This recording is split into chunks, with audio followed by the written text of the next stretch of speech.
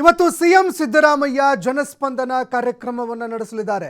ಸ್ಥಳದಲ್ಲೇ ಜನರ ಸಮಸ್ಯೆಗಳಿಗೆ ಪರಿಹಾರವನ್ನು ಕೂಡ ನೀಡಲಿದ್ದಾರೆ. ಆನ್ ದ ಸ್ಪಾಟ್ ಇವತ್ತು ಸಿಎಂ ಸಿದ್ದರಾಮಯ್ಯ ಜನರ ಸಮಸ್ಯೆಗಳಿಗೆ ಪರಿಹಾರವನ್ನು ಕೊಡಲಿದ್ದಾರೆ.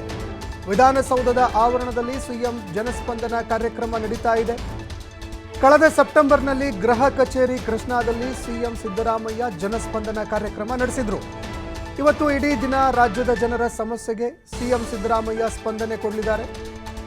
ಬೆಳಗ್ಗೆ 10 ಗಂಟೆಯಿಂದ ಸಂಜೆ 6 ಗಂಟೆಯವರೆಗೆ ಜನಸಾಮಾನ್ಯರ ಸಮಸ್ಯೆಗಳನ್ನು ಸಿಎಂ ಸಿದ್ದರಾಮಯ್ಯ ಆಲಿಸಲಿದ್ದಾರೆ. ಜನಸ್ಪಂದನ ಕಾರ್ಯಕ್ರಮಕ್ಕೆ ವಿಧಾನಸೌಧದಲ್ಲಿ ಸಕಲ ಸಿದ್ಧತೆಗಳನ್ನು ಕೂಡ ಮಾಡಿಕೊಳ್ಳಲಾಗ್ತಾ ಇದೆ. ಬೃಹತ್ ಜರ್ಮನ್ ಟೆಂಟ್ ಹಾಕಿ 10,000ಕ್ಕೂ ಹೆಚ್ಚು ಆಸನದ ವ್ಯವಸ್ಥೆಗಳನ್ನು ಮಾಡಲಾಗಿದೆ. 36 ವಿವಿಧ ಇಲಾಖೆಯ ಕೌಂಟರ್ಗಳಲ್ಲಿ ಸಾರ್ವಜನಿಕರ ಮನವಿಗಳನ್ನು ಸ್ವೀಕಾರ ಮಾಡಲಾಗುತ್ತೆ. ಕೌಂಟರ್ಗಳಲ್ಲಿ ಅಧಿಕಾರಿಗಳು ಸಾರ್ವಜನಿಕರ ಸಮಸ್ಯೆಗೆ ಸ್ಪಂದನೆ ನೀಡಲಿದ್ದಾರೆ.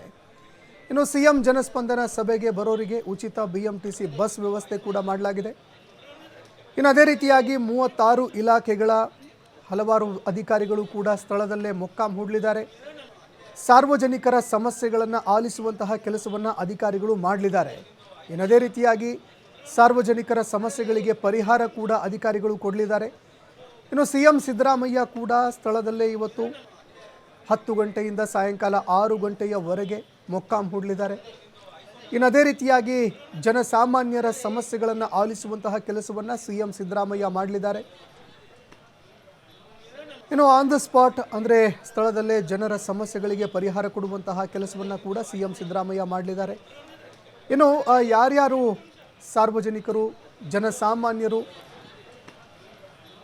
ಕಾಮನ್ ಮ್ಯಾನ್ ಸಿಎಂ ಅವ್ರನ್ನ ಭೇಟಿಯಾಗಲಿಕ್ಕೆ ಅಂತ ಬರ್ತಾ ಇದ್ದಾರೆ, ಅವರೆಲ್ಲರಿಗಾಗಿ ಆಸನದ ವ್ಯವಸ್ಥೆ ಕೂಡ ಮಾಡಲಾಗಿದೆ. ಸರಿಸುಮಾರು 10,000 ಆಸನದ ವ್ಯವಸ್ಥೆ ಕೂಡ ಮಾಡಲಿದ್ದಾರೆ. ಈ 10,000 ಆಸನಗಳಿಗೆ ಜರ್ಮನ್ ಟೆಂಟ್ ಕೂಡ ಅಳವಡಿಕೆ ಮಾಡಲಾಗಿದೆ. ಇನ್ನು ಅದೇ ರೀತಿಯಾಗಿ ಸಿಎಂ ಸಿದ್ದರಾಮಯ್ಯ ಕಳೆದ ಕೆಲವು ದಿನಗಳ ಹಿಂದೆ ಗೃಹ ಕಚೇರಿ ಕೃಷ್ಣಾದಲ್ಲಿ ಜನಸ್ಪಂದನ ಕಾರ್ಯಕ್ರಮ ನಡೆಸಿದರು. ಜನರ ಸಮಸ್ಯೆಗಳಿಗೆ ಸ್ಥಳದಲ್ಲೇ ಪರಿಹಾರ ಕೊಡುವಂತಹ ಕೆಲಸವನ್ನು ಕೂಡ ಸಿಎಂ ಅವರು ಮಾಡಿದರು. ಇದೇ ಸಂದರ್ಭದಲ್ಲಿ ಸಿಎಂ ಸಿದ್ದರಾಮಯ್ಯ ಹಲವಾರು ಅಧಿಕಾರಿಗಳಿಗೆ ಖಡಕ್ಕಾಗಿ ಸೂಚನೆ ಕೂಡ ಕೊಟ್ಟಿದ್ದರು, ವಾರ್ನಿಂಗ್ ಕೂಡ ಮಾಡಿದರು. ಇವತ್ತು ಏನೆಲ್ಲ ಬೆಳವಣಿಗೆಗಳಿಗೆ ಸಾಕ್ಷಿಯಾಗತ್ತೆ ಅನ್ನುವಂಥದ್ದನ್ನು ಕೂಡ ಕಾದು ನೋಡಬೇಕಾಗತ್ತೆ. ರಾಜ್ಯದ ಮೂಲೆ ಮೂಲೆಯಿಂದ ಹಲವಾರು ಜಿಲ್ಲೆಗಳಿಂದ ಜನಸಾಮಾನ್ಯರು ತಮ್ಮ ಸಮಸ್ಯೆಗಳನ್ನು ಹೊತ್ಕೊಂಡು ಇವತ್ತು ರಾಜ್ಯದ ದೊರೆ ಸಿಎಂ ಸಿದ್ದರಾಮಯ್ಯ ಅವರನ್ನು ಭೇಟಿಯಾಗಿ ತಮ್ಮ ಸಮಸ್ಯೆಗಳನ್ನು ಹೇಳ್ಕೊಳ್ಳೋದಕ್ಕೆ ಅಂತ ಬರ್ತಾ ಇದ್ದಾರೆ. ಇನ್ನು ಅದೇ ರೀತಿಯಾಗಿ ಸ್ಥಳದಲ್ಲೇ ತಮ್ಮ ಸಮಸ್ಯೆಗಳಿಗೆ ಪರಿಹಾರವನ್ನು ಕಂಡುಕೊಳ್ಳೋದಕ್ಕೆ ಅಂತ ಬೆಳಗಿನ ಜಾವ 6 ಗಂಟೆಯಿಂದ 7 ಗಂಟೆಯಿಂದಲೇ ಜನರು ಇದೀಗ ವಿಧಾನಸೌಧದತ್ತ ಆಗಮಿಸ್ತಾ ಇದ್ದಾರೆ.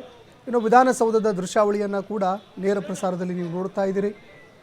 ಈಗಾಗಲೇ ಸಕಲ ಸಿದ್ಧತೆಗಳನ್ನು ಕೂಡ ಮಾಡಿಕೊಳ್ಳಲಾಗಿದೆ. ಅದೇ ರೀತಿಯಾಗಿ ಅಧಿಕಾರಿಗಳು ಕೂಡ ಜನಸ್ಪಂದನ ಕಾರ್ಯಕ್ರಮಕ್ಕೆ ಸಂಬಂಧಪಟ್ಟಂತೆ ಸಕಲ ಸಿದ್ಧತೆಗಳಲ್ಲಿ ತೊಡಗಿದ್ದಾರೆ. ಇನ್ನು ಅದೇ ರೀತಿಯಾಗಿ ಇಲಾಖಾವಾರು ಒಟ್ಟು 36 ಇಲಾಖೆಗಳ ಅಧಿಕಾರಿಗಳು ಕೂಡ ಸ್ಥಳದಲ್ಲೇ ಅವೈಲಬಲ್ ಇರ್ತಾರೆ. ಇನ್ನು ಅದೇ ರೀತಿಯಾಗಿ ಯಾರ್ಯಾರು ಯಾವ್ಯಾವ ಇಲಾಖೆಗಳನ್ನು ಹುಡುಕೊಂಡು ಬಂದಿದ್ದಾರೆ, ಯಾವ್ಯಾವ ಇಲಾಖೆಗಳಲ್ಲಿನ ಸಮಸ್ಯೆಗಳನ್ನು ತೆಗೆದುಕೊಂಡು ಬಂದಿದ್ದಾರೆ, ಆಯಾ ಇಲಾಖೆಗಳ ಬಳಿಯಲ್ಲಿ ಕಳಿಸಿಕೊಡುವಂತಹ ಕೆಲಸವನ್ನು ಅಧಿಕಾರಿಗಳು ಕೂಡ ಮಾಡ್ತಾ ಇದ್ದಾರೆ. ಎಲ್ಲೆಲ್ಲಿ ಯಾವ್ಯಾವ ಇಲಾಖೆಯ ಅಧಿಕಾರಿಗಳು ಟೆಂಟ್ನಲ್ಲಿ ಕುಳಿತುಕೊಂಡಿದ್ದಾರೆ ಅಲ್ಲಲ್ಲಿ ಜನರಿಗೆ ಕಳಿಸಿಕೊಡುವಂತಹ ಕೆಲಸವನ್ನು ಅಧಿಕಾರಿಗಳು ಕೂಡ ಮಾಡ್ತಾ ಇದ್ದಾರೆ.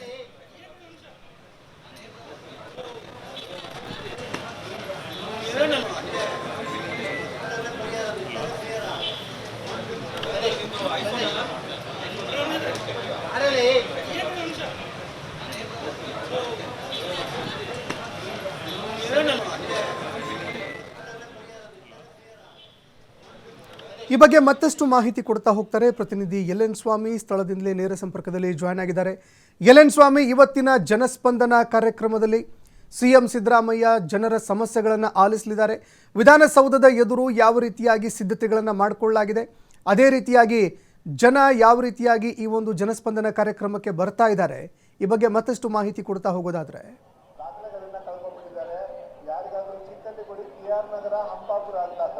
ಸಂತೋಷ್, ಇವತ್ತು ಎರಡನೇ ಬಾರಿಗೆ ಸಿಎಂ ಸಿದ್ದರಾಮಯ್ಯನವರ ನೇತೃತ್ವದಲ್ಲಿ ಜನಸ್ಪಂದನ ಕಾರ್ಯಕ್ರಮ ಈಗಾಗಲೇ ಶುರುವಾಗ್ತಾ ಇರುವಂಥದ್ದು. ಅಂದ್ರೆ ದೂರದ ಊರುಗಳಿಂದ, ರಾಜ್ಯದ ವಿವಿಧ ಮೂಲೆಗಳಿಂದ ಜನ ಆಗಮಿಸುತ್ತಿದ್ದಾರೆ. ವಿಶೇಷವಾಗಿ ಇವತ್ತು ವಿಧಾನಸೌಧದ ಮುಂಭಾಗದಲ್ಲಿ ಈ ಐತಿಹಾಸಿಕ ಜನಸ್ಪಂದನ ಕಾರ್ಯಕ್ರಮ ನಡೀತಾ ಇರುವಂಥದ್ದು.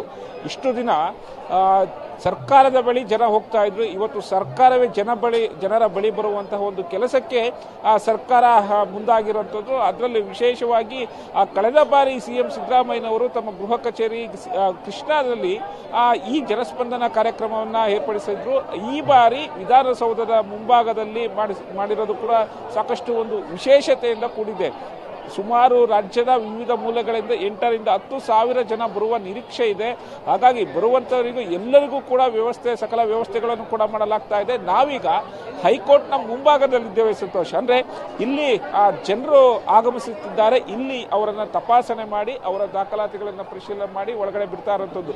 ಅಂದ್ರೆ ದೂರದ ಊರುಗಳಿಂದ ಬರ್ತಿರುವಂತ ಜನಕ್ಕೆ ಈ ಹೈಕೋರ್ಟ್ನ ಮುಂಭಾಗದಿಂದ ಒಂದು ಎಂಟ್ರಿ ಆಗಲಿಕ್ಕೆ ಅವಕಾಶ ಕಲ್ಪಿಸಲಾಗಿದೆ. ಇಲ್ಲಿ ಅವರನ್ನ ತಪಾಸಣೆ ಮಾಡಿ ಒಳಗಡೆ ಬಿಡಲಾಗುತ್ತೆ. ಆ ನಂತರ ದೂರುಗಳಿರುವಂತಹ ಕೌಂಟರ್ಗಳಿಗೆ ಜನ ಹೋಗ್ಬೇಕಾಗುತ್ತೆ. ನಾವು ನೋಡ್ತಾ ಇದ್ದೀವಿ ಈಗ ಸಾಕಷ್ಟು ಸಂಖ್ಯೆಯಲ್ಲಿ ಈಗಾಗಲೇ ಬೆಳಗ್ಗೆಯಿಂದಲೇ ಜನರು ರಾಜ್ಯದ ವಿವಿಧ ಜಿಲ್ಲೆಗಳಿಂದ, ವಿವಿಧ ಮೂಲೆಗಳಿಂದ, ಹಲವು ಭಾಗಗಳಿಂದ ಬರ್ತಾ ಇರುವಂಥದ್ದು. ತಮ್ಮ ಸಮಸ್ಯೆಗಳನ್ನು ಹೊತ್ತು ಸಿಎಂ ಸಿದ್ದರಾಮಯ್ಯನವರ ಬಳಿ ಬಂದು ತಮ್ಮ ಸಮಸ್ಯೆಗಳಿಗೆ ಪರಿಹಾರ ಆಗುತ್ತೆ ಎಂಬ ನಂಬಿಕೆಯಿಂದ ಇವತ್ತು ತಮ್ಮ ಸಮಸ್ಯೆಗಳನ್ನು ಹೊತ್ತು ತರ್ತಾ ಇರುವಂಥದ್ದು ನಾವು ನೋಡ್ತಾ ಇದ್ದೀವಿ. ಮಹಿಳೆಯರಿಗೆ ಹಾಗೂ ಅಂಗವಿಕಲರಿಗೆ ಎಲ್ಲ ರೀತಿಯ ಒಂದು ವ್ಯವಸ್ಥೆಯನ್ನು ಮಾಡ್ಕೊಳ್ಳಲಾಗ್ತಾ ಇದೆ. ತರುವಂತಹ ಒಂದು ಬ್ಯಾಗ್ಗಳನ್ನು ಚೆಕ್ ಮಾಡ್ತಾ ಇರೋದು ನಾವು ನೋಡ್ತಾ ಇದ್ದೀವಿ. ಅಂದರೆ ಭದ್ರತಾ ದೃಷ್ಟಿಯಿಂದಲೂ ಕೂಡ ಸಾಕಷ್ಟು ಮುನ್ನೆಚ್ಚರಿಕೆಯನ್ನು ವಹಿಸಲಾಗಿದೆ. ಪೊಲೀಸ್ ಅಧಿಕಾರಿಗಳು ಸ್ವತಃ ಖುದ್ದು ನಿಂತು ಇಲ್ಲಿ ಪೊಲೀಸ್ ಸಿಬ್ಬಂದಿಗಳು ಎಲ್ಲ ರೀತಿಯ ಒಂದು ತಪಾಸಣೆಯನ್ನು ಮಾಡ್ತಾ ಇರುವಂಥದ್ದು. ಬಂದಿರೋ ಎಲ್ಲರನ್ನೂ ಕೂಡ ತಪಾಸಣೆ ಮಾಡ್ತಾ ಇರುವಂಥದ್ದು ನಾವು ನೋಡ್ಬೋದು. ವಿಶೇಷವಾಗಿ ಅಂಗವಿಕಲರು ಕೂಡ ತಮ್ಮ ಸಮಸ್ಯೆಗಳನ್ನು ಹೊತ್ತು ಬರ್ತಾ ಇದ್ದಾರೆ. ಅವ್ರನ್ನೂ ಕೂಡ ಈಗ ನಾವು ಮಾತಾಡ್ಸೋಣ. ಅವ್ರ ಸಮಸ್ಯೆ ಏನಿದೆ ಅನ್ನೋದು ಕೇಳೋಣ. ಅಣ್ಣ, ಎಲ್ಲಿಂದ ಬರ್ತಾ ಇದ್ದೀರಾ? ಸರ್, ನಾವು ವಿಜಯನಗರ ಡಿಸ್ಟಿಕ್ಕು ಹಂಪಿ ವಿಜಯನಗರ ಡಿಸ್ಟಿಕ್ಕಿಂದ ಬರ್ತಾ ಇದ್ದೀವಿ. ನಮಗೆ ಅಂಗವಿಕಲರಿಗೆ ಅನುದಾನಗಳು ಆಗಿರಲಿ ಮತ್ತು ನಿವೇಶನಗಳು ಆಗಿರಲಿ ಯಾವ ಸಿಗ್ತಾ ಇಲ್ಲ. ನಾನು ಮನೆ ಕಿತ್ತಿದ್ದೀನಿ. ನಿಮಗೆ ಬೇಕಾದ್ರೆ ಪಿಕ್ಚರ್ ಹಾಕ್ತೀನಿ ನಿಮಗೆ. ನನ್ನ ಫೋನಲ್ಲಿದೆ. ನಂದು ಮನೆ ಹ್ಯಾಂಡಿಕ್ಯಾಪ್. ನನಗಿರೋಕ್ಕೆ ಅಮ್ಮ ನಾನು ಇರೋದಷ್ಟೇ. ನನ್ನ ಮನೆ ಇಲ್ಲ. ಒಂದು ಗುಡಿಸಲಿದ್ದೀನಿ ಸರ್. ನಾನು ಅದಕ್ಕಾಗಿ ಅಪ್ಲಿಕೇಶನ್ ಕೊಡೋಣ ಅಂತ ಬಂದಿದ್ದೀನಿ. ಆಮೇಲೆ ಹಲವಾರು ಸಲ ಕೊಟ್ಟಿದ್ದೀನಿ. ಮೊನ್ನೆ ಜಮೀರ್ ಅಹಮದ್ ಖಾನ್ ಸಾರಿ ಕೂಡ ಜಿಲ್ಲಾ ನಮ್ಮ ಹಂಪಿ ವಿಜಯನಗರ ಡಿಸ್ಟಿಕ್ ಜಮೀರ್ ಅಹಮದ್ ಸಾರಿ ಕೂಡ ನಾನು ಕೊಟ್ಟಿದ್ದೀನಿ.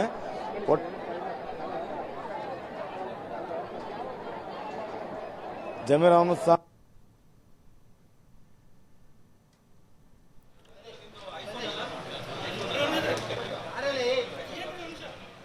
ಬಂದಿದ್ದೀನಿ. ಅದು ನೋಡಿ ಸರ್. ಹಲೋ. ಅಂದರೆ ಸಾಕಷ್ಟು ಸಿದ್ಧತೆಗಳನ್ನು ಮಕ್ಕಳು ನೋಡ್ತಾ ಇದ್ದೀವಿ. ಈಗ ಅಂಗವಿಕಲರಿಗೆ ವೀಲ್ ಚೇರ್ಗಳನ್ನು ಕೂಡ ವ್ಯವಸ್ಥೆ ಮಾಡಿರೋಂಥದ್ದು. ದೂರದ ಊರಿಂದ ಬರ್ತಾ ಇದ್ದಾರೆ. ಎಲ್ಲ ರೀತಿ ವ್ಯವಸ್ಥೆ ಆಗಬೇಕು ಅನ್ನೋದು ಕೂಡ ಈಗಾಗಲೇ ಸರ್ಕಾರ ನಿರ್ದೇಶನ ಮಾಡಿದೆ. ಹಾಗಾಗಿ ಎಲ್ಲ ರೀತಿಯ ನಾವು ಈಗ ಆ ಕೌಂಟರ್ ಬಳಿ ಇರುವಂಥದ್ದು. ಅಂದರೆ ಇಲ್ಲಿ ಬರುವಂತಹ ಒಂದು ಅಂಗವಿಕಲರಿಗೆ ಚೇರ್ಗಳನ್ನು ವ್ಯವಸ್ಥೆ ಮಾಡ್ತಾ ಇದ್ದಾರೆ.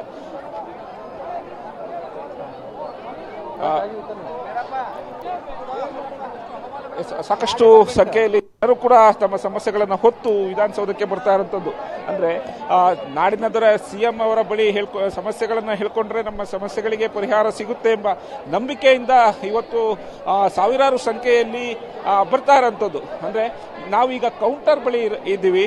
ಇಲ್ಲಿ ಜನ ಬಂದಂಥವರು ಇಲ್ಲಿ ಮೊದಲು ಬಂದು ತಮ್ಮ ಯಾವ ಒಂದು ಸಮಸ್ಯೆ ಇದೆ ಅಂತ ಹೇಳ್ಕೊಂಡು ಇಲ್ಲಿ ನೋಂದಣಿಯನ್ನು ಮಾಡಿಸ್ಕೊಳ್ಬೇಕು. ಆ ನಂತರ ನೋಂದಣಿ ಈಗ ನಾವು ನೋಡ್ತಾ ಇದ್ದೀವಿ. ನೋಂದಣಿ ಪ್ರಕ್ರಿಯೆಗೆ ಈಗಾಗಲೇ ಅಧಿಕಾರಿಗಳು ಕೂಡ ಹಾಜರಿದ್ದಾರೆ. ಬರುವಂತಹ ಒಂದು ಜನರ ಸಮಸ್ಯೆಗಳು ಏನಿದೆ ಅವರ ಒಂದು ದಾಖಲಾತಿಯನ್ನು ಪರಿಶೀಲನೆ ಮಾಡಿ ಆ ನಂತರ ಅವರಿಗೆ ಯಾವ ಕೌಂಟರ್ಗೆ ಹೋಗಬೇಕು, ಯಾವ ಕಡೆ ಹೋಗಬೇಕು, ಯಾವ ಅಧಿಕಾರಿಗಳನ್ನು ಸಂಪರ್ಕ ಮಾಡಬೇಕು ಅನ್ನೋದನ್ನ ಇಲ್ಲಿರುವಂತಹ ಒಂದು ಸಿಬ್ಬಂದಿಗಳನ್ನು ಸೂಚನೆ ಕೊಡ್ತಾರೆ. ಆ ಸಂಪೂರ್ಣ ಅವರ ಮಾಹಿತಿಗಳನ್ನು ಪಡೆದುಕೊಳ್ತಾರೆ. ಪಡೆದುಕೊಂಡ ನಂತರ ಆ ಸಮಸ್ಯೆಗಳಿಗೆ ಯಾವ ಅಧಿಕಾರಿಗಳ ಬಳಿ ಹೋಗಬೇಕು, ಯಾವ ಕೌಂಟರ್ಗೆ ಹೋಗಬೇಕು ಅನ್ನೋದು ಕೂಡ ಆ ಸಿಬ್ಬಂದಿಗಳು ಸೂಚನೆಯನ್ನು ಕೊಡ್ತಾರೆ. ನಾವು ಅಂದರೆ ಯಾವ ಯಾವ ಸಮಸ್ಯೆಗಳು ಎಲ್ಲ 36 ಪ್ರತಿಯೊಂದು ಕೌಂಟರ್ಗಳನ್ನು ಕೂಡ ಮಾಡಿರುವಂಥದ್ದು. ಪ್ರತಿಯೊಂದು ಇಲಾಖೆಗಳಿಗೂ ಎಲ್ಲ ರೀತಿಯ ಒಂದು ಕೌಂಟರ್ಗಳನ್ನು ಮಾಡಿದ್ದೀವಿ. ಒಂದಿಷ್ಟು ಜನ ಕೂಡ ಬರ್ತಾ ಇದ್ದಾರೆ, ಅವ್ರನ್ನೂ ಮಾತನಾಡಿಸುವಂಥ ಒಂದು ಪ್ರಯತ್ನವನ್ನು ಮಾಡೋಣ. ಅಂದರೆ ಈಗ ನಾವು ನೋಡ್ತಾ ಇರ್ಬೋದು ಇಲ್ಲಿ ಎಲ್ಲ ಇಲಾಖೆಯ ಅಂದರೆ ಆಯಾ ಇಲಾಖೆಗೆ ಸಂಬಂಧಪಟ್ಟಂತೆ ಜನಗಳು ಬಂದಿರುವಂಥದ್ದು. ಈಗಾಗಲೇ ಬಂದು ಇಲ್ಲಿ ಕೂತಿರುವಂಥದ್ದು ಸಾಕಷ್ಟು ಸಂಖ್ಯೆಯಲ್ಲಿ ಜನ ಬರ್ತಾ ಇದ್ದಾರೆ. ತಮ್ಮ ಸಮಸ್ಯೆಗಳನ್ನು ಹೊತ್ತು ಜನಗಳು ಬರ್ತಾ ಇರುವಂಥದ್ದು ನಾವು ನೋಡ್ತಾ ಇದ್ದೀವಿ.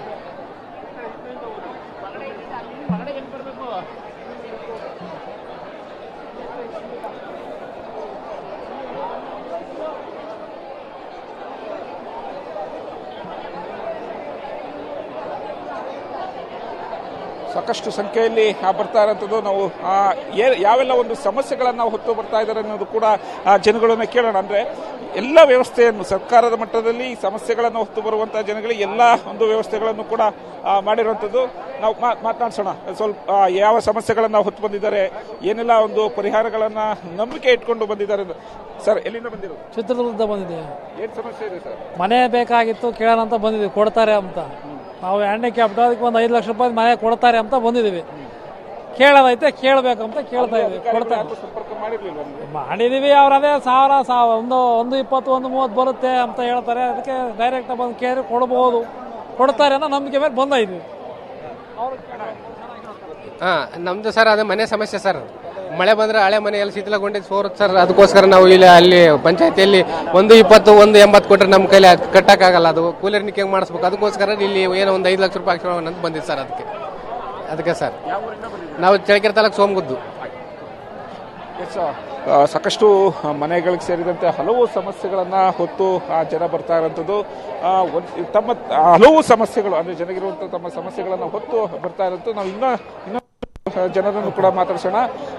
ಯಾವೆಲ್ಲ ಒಂದು ಸಮಸ್ಯೆಗಳನ್ನು ಹೊತ್ತು ಬಂದಿದ್ದಾರೆ, ಎಲ್ಲಿಂದ ಬಂದಿದ್ದಾರೆ ಅಂತ ಕೇಳೋಣ. ಅಣ್ಣ, ಎಲ್ಲಿಂದ ಬಂದಿದ್ದೀರಾ? ಸರ್, ಹರಿಹರ ತಾಲೂಕು ಕಡ್ಲೆಗುಂದಿ ಗ್ರಾಮದಿಂದ ಸರ್. ನಾವು ವಸತಿ ನಿವೇಶನಕ್ಕೋಸ್ಕರ ಬಂದಿದ್ದೇವೆ ಸರ್. 48 ದಿವಸ ಧರಣಿ ಮಾಡ್ಯಾವ ಸರ್. ತಹಸೀಲ್ದಾರ್ ಆಗ್ಲಿ ಯಾರಾಗ್ಲಿ ನಮ್ಗೆ ಯಾರು ಏನು ಮಾಡಿಲ್ಲ. ಒಂದೊಂದು ಮನೆ 10-15 ಜನ ಗಂಟ್ಲೆ ಫ್ಯಾಮಿಲಿ ಅದಾವೆ. ಸೈಟಿನ ಬಗ್ಗೆ ಹೋರಾಡಕಚ್ಚಾರ. ಅವ್ರು ಯಾರು ಬಂದು ನಮಗೆ ಏನು ಮಾಡಿಕೊಟ್ರಲ್ಲ ಸರ್. ಹಂಗಾಗಿ ಇವತ್ತು ಇಲ್ಲಿ ಬಂದವ ಸರ್. ನಾವು ಯಾರು ಬಂದಿಲ್ಲ ಸರ್. 48 ದಿವಸ ಸಣ್ಣ ಮಕ್ಕಳು ಕಟ್ಕೊಂಡು ಕುತ್ಕೊಂಡವಿ. 24 ತಾಸು ಅಲ್ಲೇ ಕುತ್ಕೊಂಡವ ಸರ್. ಒಬ್ಬ ವ್ಯಕ್ತಿಗಳು ಬಂದು ಯಾರು ಬಂದು ನಮ್ಮ ಅಣಿಕೆ ಹಾಕಿ ನೋಡಿಲ್ಲ ಸರ್. ಕಡ್ಲೆಗುಂದಿ ಸರ್, ಹರಿಹರ ತಾಲೂಕು, ದಾವಣಗೆರೆ ಜಿಲ್ಲೆ ಸರ್. ಸಂತೋಷ. ಸಾಕಷ್ಟು ಸಮಸ್ಯೆಗಳನ್ನು ಹೊತ್ತು ಸಿಎಂ ಬಳಿ ಬರ್ತಾ ಇರೋಂಥದ್ದು. ಅಂದರೆ ಸಿಎಂ ಬಳಿ ನಮ್ಮ ನೋವುಗಳನ್ನು, ನಮ್ಮ ಸಮಸ್ಯೆಗಳನ್ನು ಹೇಳ್ಕೊಂಡ್ರೆ ಸಮಸ್ಯೆಗೆ ಪರಿಹಾರ ಸಿಕ್ಕುತ್ತೆ ಎಂಬ ನಂಬಿಕೆಯಿಂದ ಬರ್ತಾ ಇರೋಂಥದ್ದು. ವಿಶೇಷವಾಗಿ ಇಲ್ಲಿ ಎಲ್ಲ ರೀತಿಯ ಒಂದು ವ್ಯವಸ್ಥೆಗಳನ್ನು ಕೂಡ ಮಾಡಲಾಗ್ತಾ ಇದೆ. ಅಂದರೆ ಆಯಾ ಇಲಾಖೆಗಳ ಪ್ರತ್ಯೇಕ ಕೌಂಟರ್ಗಳನ್ನು ತೆಗೆದಿರುವಂಥದ್ದು. ಮೊದಲು ಬಂದು ನೋಂದಣಿ ಮಾಡಿಸ್ಬೇಕು. ಆ ನಂತರ ಯಾವ ಕೌಂಟರ್ಗೆ ಹೋಗಬೇಕು ಅನ್ನೋದು ಅಧಿಕಾರಿಗಳು, ಅಲ್ಲಿರುವಂಥ ಸಿಬ್ಬಂದಿಗಳು ಸೂಚನೆ ಕೊಡ್ತಾರೆ. ಆ ಸೂಚನೆ ಕೊಟ್ಟ ನಂತರ ಆಯಾ ಇಲಾಖೆಗಳ ಕೌಂಟರ್ ಬಳಿ ಹೋಗಬೇಕಾಗುತ್ತೆ. ಅಲ್ಲಿ ತಮ್ಮ ಸಮಸ್ಯೆಗಳ ಅಂದರೆ ಯಾವ ದಾಖಲಾತಿಗಳನ್ನು ಅಲ್ಲಿ ಅಧಿಕಾರಿಗಳಿಗೆ ತೋರಿಸಿ ಯಾವ ಸಮಸ್ಯೆ ಇದೆ, ಯಾವ ಸಮಸ್ಯೆಯನ್ನು ಹೇಳ್ಕೋಬೇಕು ಸಿಎಂ ಹತ್ರ ಅನ್ನೋ ವಿಚಾರವನ್ನು ಹೇಳಿ ತಮ್ಮ ಸಮಸ್ಯೆಗಳಿಗೆ ಪರಿಹಾರ ಕಂಡುಕೊಳ್ಳುವಂತಹ ಕೆಲಸವನ್ನು ಅಧಿಕಾರಿಗಳು ಕೂಡ ಮಾಡಿಕೊಡ್ತಾ ಇದ್ದಾರೆ. ಅವರಿಗೆ ಸ್ಪಂದನೆ ಕೊಡ್ತಾ ಇರೋಂಥದ್ದು. ಒಟ್ಟಾರೆಯಾಗಿ ಇವತ್ತಿನ ಜನಸ್ಪಂದನ ಕಾರ್ಯಕ್ರಮ ಸರ್ಕಾರವೇ ಜನರ ಬಳಿ ಹೋಗುವಂಥ ಒಂದು ದೃಷ್ಟಿಯನ್ನು ಇಟ್ಕೊಂಡು ಸಿಎಂ ಸಿದ್ದರಾಮಯ್ಯ ಅವರ ನೇತೃತ್ವದಲ್ಲಿ ಈ ಕಾರ್ಯಕ್ರಮವನ್ನು ಮಾಡ್ತಾ ಇರೋಂಥದ್ದು. ಸಂತೋಷ್, ಧನ್ಯವಾದಗಳು. ಎಲ್ ಎನ್ ಸ್ವಾಮಿ, ನಿಮ್ಮೆಲ್ಲ ಮಾಹಿತಿಗೆ.